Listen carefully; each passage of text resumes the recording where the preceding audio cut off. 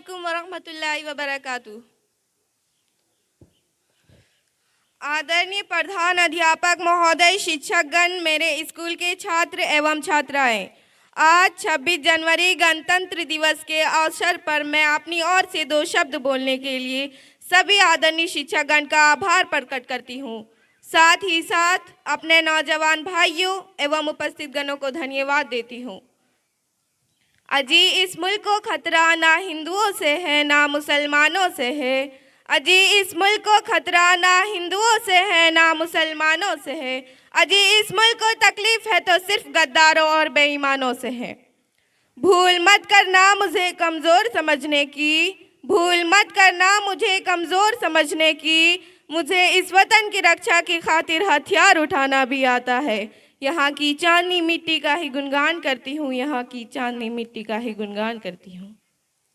कि मुझे चिंता नहीं है स्वर्ग जाकर मोक्ष पाने की, कि मुझे चिंता नहीं है स्वर्ग जाकर मोक्ष पाने की। बस तिरंगा हो कफन मेरा, यही अरमान रखती हूँ, यही अरमान रखती हूँ।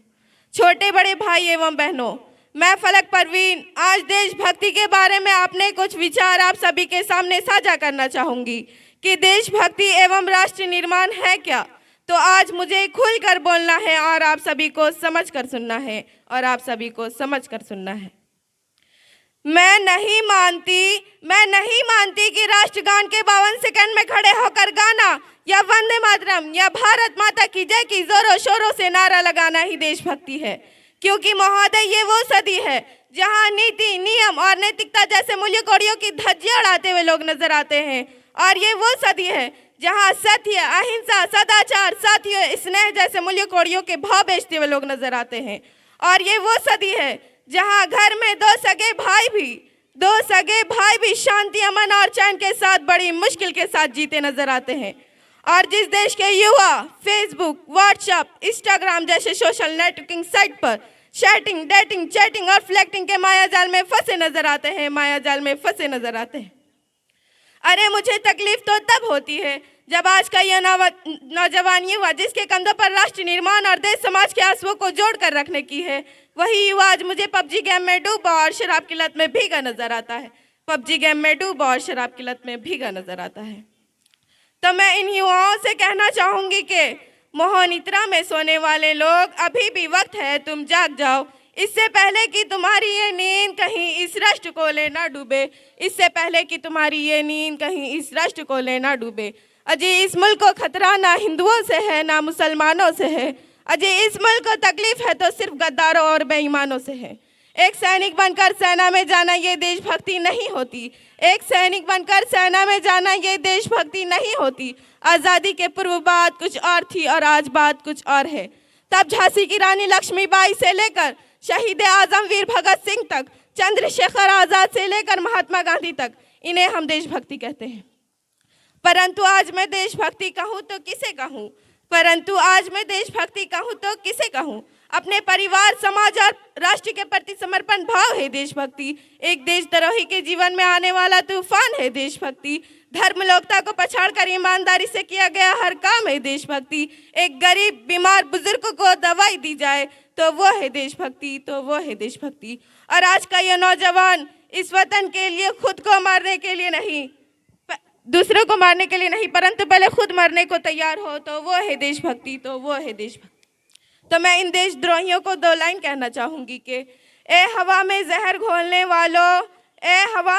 घोलने वालों, फिजाएं हमारे इशारों से बदलती है। तुम क्या बदलोगे तस्वीर मेरे हिंदुस्तान की। शेरों की जिगर में महाभारती बसती है। तो आज बात मैं यहाँ महिलाओं की करूँ तो महिलाओं को आज आरक्षित नहीं बल्कि सुरक्षित करनी चाहिए। क्योंकि कन्या भ्रूण हत्या, जहेज प्रथा, बाल विवाह, यौन शोषण और बलात्कार जैसे बढ़ती नजर आ रही है। तो नारी शक्ति में मैं कुछ पंक्तियां अदा करना चाहूंगी कि इस वतन की रक्षा का हम लड़कियों को भी हक है। और इतिहास की किताबें उठाकर देख ले जिनको भी हमारी काबिलियत पर शक है। किसी के लिए खुशियां लेकर आई हूँ तो किसी के लिए काली परछाई हूँ। मैं भी इस वतन की रक्षा की खातिर कंधे से कंधा मिलाने आई हूँ। भारत माँ की बेटी हूँ, भारत माँ की बेटी हूँ, तैयार हूँ सरहद पर जाकर सीने में गोली खाने को, तैयार हूँ सरहद पर जाकर सीने में गोली खाने को। एक माँ बनकर हर दर्द को सहजाना आता है, एक बहन, बेटी या पत्नी बनकर हर गम को छिपाना आता है। और रसोई में सिर्फ बेलन ही नहीं साहब, मुझे इस वतन की रक्षा की खातिर हथियार उठाना भी आता है। तो आज बात मैं यहाँ राजनीतियों की करूँ तो राजनीतियों से मुझे कोई परहेज नहीं, वरन परहेज राजनीतियों की राज करने की नीति से है। चुना गया उम्मीदवार राजा नहीं परंतु सेवक होना चाहिए, जो जनता की हर समस्याओं का निदान कर सके। और हाँ, संसद में लड़ झगड़ कर नहीं, वरन जब सोच समझकर फैसले लिए जाएंगे तब हमारा राष्ट्रीय निर्माण संभव होगा। तो मैं इन राजनेताओं को मैं 2 लाइन कहना चाहूँगी कि जिन्हें हम हार समझ बैठे गला अपना सजाने को, कि जिन्हें हम हार समझ बैठे गला अपना सजाने को, वही नाग बन बैठे अब हमी को काट खाने को, वही नाग बन बैठे अब हमी को काट खाने को। और अंत में शायर की पंक्तियां और अपनी तमन्नाओं के साथ वाणी को वीरान देते हुए मैं ये कहना चाहूँगी कि काश मेरी जिंदगी में शरण की कोई शाम आ जाए, काश मेरी जिंदगी में शरण की कोई शाम आ जाए, काश मेरी जिंदगी मेरे वतन के काम आ जाए। ना खौफ है मौत का ना आरज़ू है जन्नत की, ना खौफ है मौत का ना आरज़ू है जन्नत की, बस कभी जिक्र हो शहीदों का तो उनमें मेरा भी एक नाम आ जाए।